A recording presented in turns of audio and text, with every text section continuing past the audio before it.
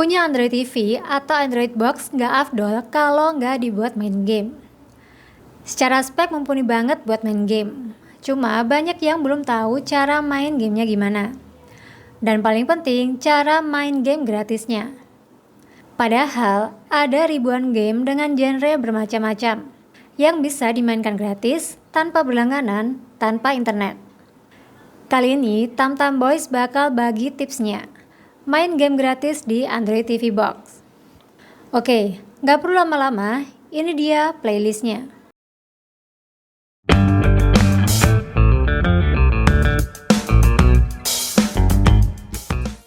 Pertama, yang paling basic, kita bisa main game gratisan dari Play Store Android TV. Play Store sudah menyediakan puluhan game Android yang sudah dibuat khusus untuk Android TV. Rata-rata game casual atau game indie dengan gameplay yang simple. Grafisnya juga sederhana, jadi tidak menguras kinerja RAM atau chipset. Tampilan dan kontrol sudah disesuaikan dengan model TV. Jadi, game bisa dikontrol pakai remote Android TV. Namun beberapa game dengan input lebih kompleks menyarankan pakai gamepad atau stick tambahan. Banyak banget game gratis yang bisa langsung diinstal, seperti Asphalt 8, Crossy Road, Badland, atau Beach Buggy Racing. Beberapa game tersedia secara gratis, jadi bisa langsung install tanpa beli atau berlangganan. Cuman, koleksi game di Play Store sangat terbatas. Genrenya juga mirip-mirip. Kebanyakan tipe game platformer dan cocoknya dimainkan sama anak-anak. Game Android seperti Mobile Legends, Free Fire, atau PUBG tidak tersedia di Play Store Android TV karena gamenya tidak kompatibel dengan perangkat. Game-game tersebut cocok dimainkan di perangkat smartphone yang mendukung touchscreen. Sedangkan Android TV atau Android Box tidak ada dukungan touchscreen. Bisa saja install manual dengan download dulu file APK di website APK Pure atau semacamnya. Namun setelah install akan sulit dimainkan karena tidak bisa dikontrol pakai gamepad atau remote. Bisa saja di mapping dengan aplikasi pihak ketiga, tapi butuh waktu dan cukup ribet. Tapi tenang, masih ada opsi lain buat main game gratisan, di mana koleksi gamenya ada ribuan dengan berbagai genre game yang variatif. Cara kedua, kita bisa coba main game retro jadul era 90-an. Koleksi game retro itu ada banyak, lebih dari 20.000 game dengan ratusan genre yang siap dimainkan. Jumlah tersebut adalah kumpulan semua game retro dari platform Nintendo, Super Nintendo, Game Boy, Sega, arcade, dan masih banyak lagi. Buat generasi 90-an bisa nostalgia tipis-tipis dengan main game retro 8 bit sampai 16 bit. Walaupun game jadul, cuma gameplay masih relate banget untuk zaman sekarang. Dimainin buat remaja juga anak kecil masih cocok. Ada game-game yang simple, casual, atau mudah dimainkan, bahkan game yang sulit dimainkan juga banyak. Intinya banyak pilihan, gak perlu takut kehabisan bahan buat main. Buat mainin game retro, kita bisa install aplikasi sejuta umat, yaitu RetroEdge.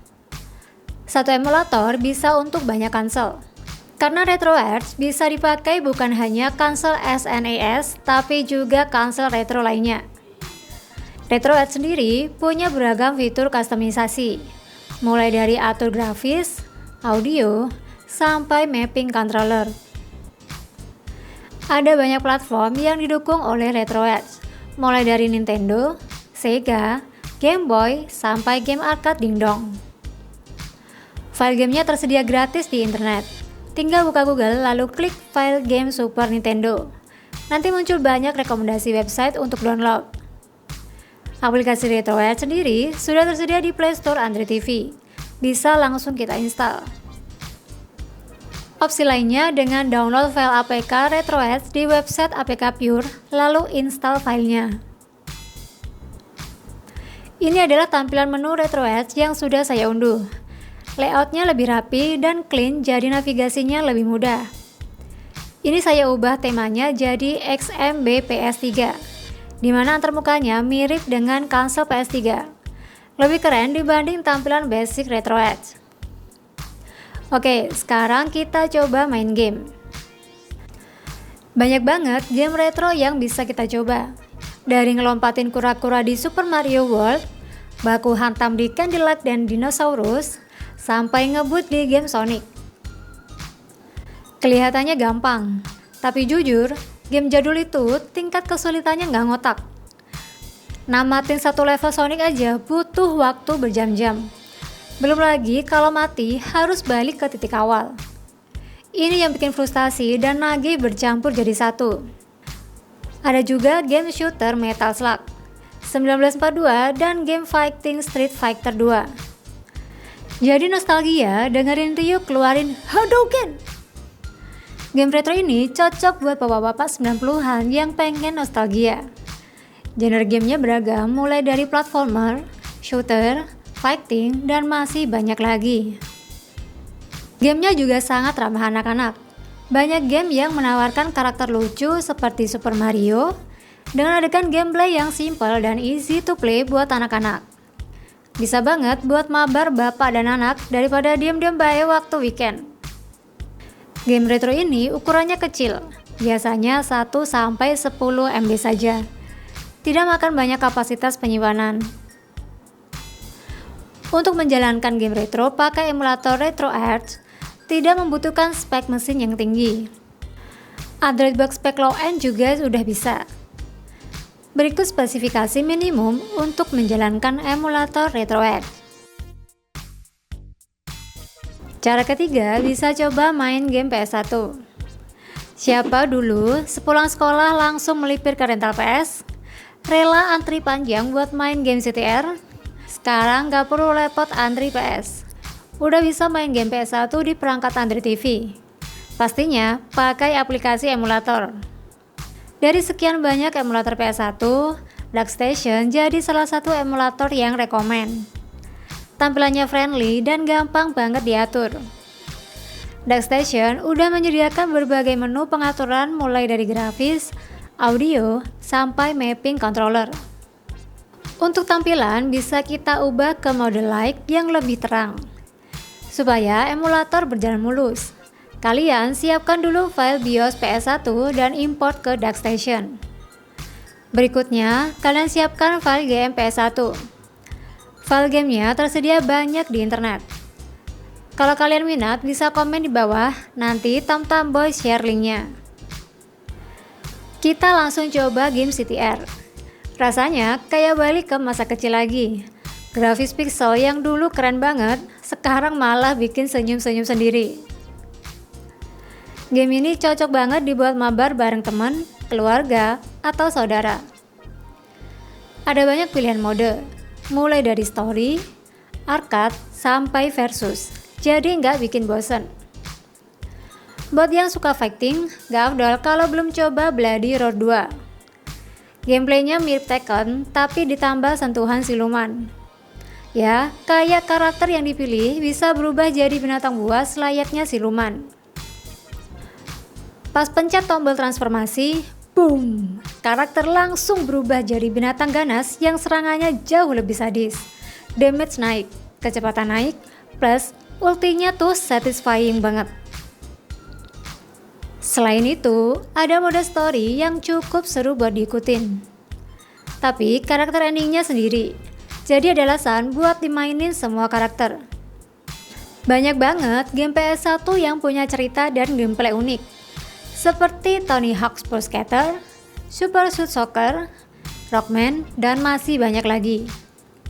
Bayangin, jumlah game PS1 ada 5 ribuan.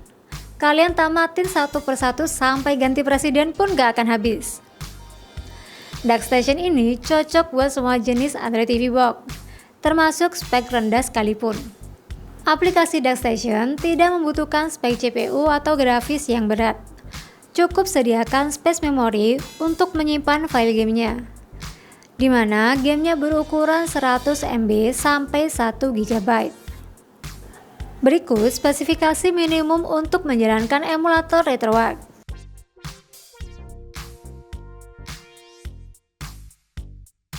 Cara keempat, kita bisa main game PlayStation Portable atau disebut PSP. Dulu PSP termasuk konsol sultan, cuma orang kaya yang bisa beli. Kita cuma bisa ngeliatin, untung-untungan bisa pinjem bentar buat main. Tapi sekarang udah bisa mainin game PSP langsung di Android TV Box. Main di layar gede sampai stick sambil duduk santai. Secara grafis PSP ini sedikit di atas PS1 dengan resolusi yang lebih tinggi dan lebih smooth. Grafisnya mirip-mirip dengan PS2. Beberapa game PS2 juga ada yang dirilis versi PSP. Seperti Need for Speed Most Wanted, GTA, dan God of War. Tampilannya menggunakan rasio 16:9 yang cocok banget dengan model TV kekinian. Berbeda dengan PS1 yang masih 4:3.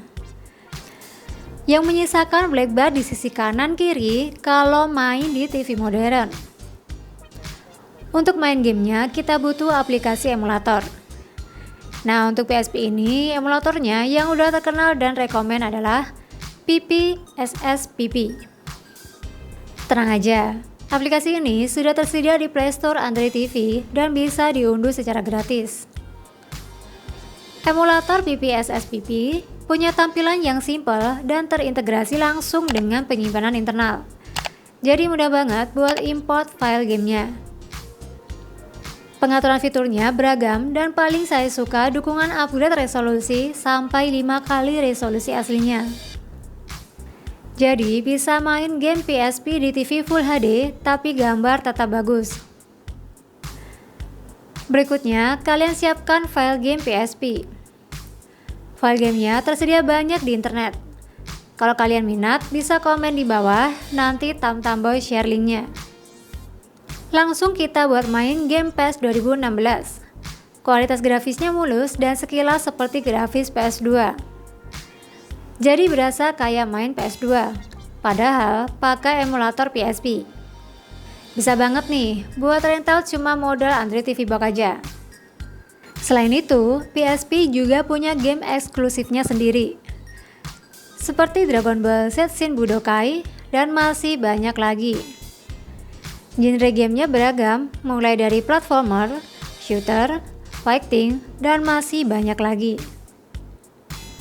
Ada game yang playable buat anak-anak, kayak Petapon, Harvest Moon, Toy Story, dan banyak lagi. Total ada 3.000-an judul game PSP. Jumlah yang gak bakal habis buat ditamatin. Tapi ingat ya, pastikan TV box kalian gak jadul-jadul amat.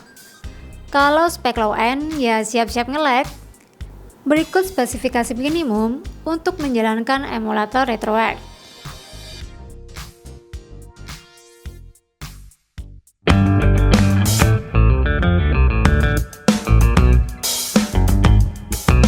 Dijamin pakai 4 cara tadi, kalian gak bakal kehabisan bahan buat ngegame.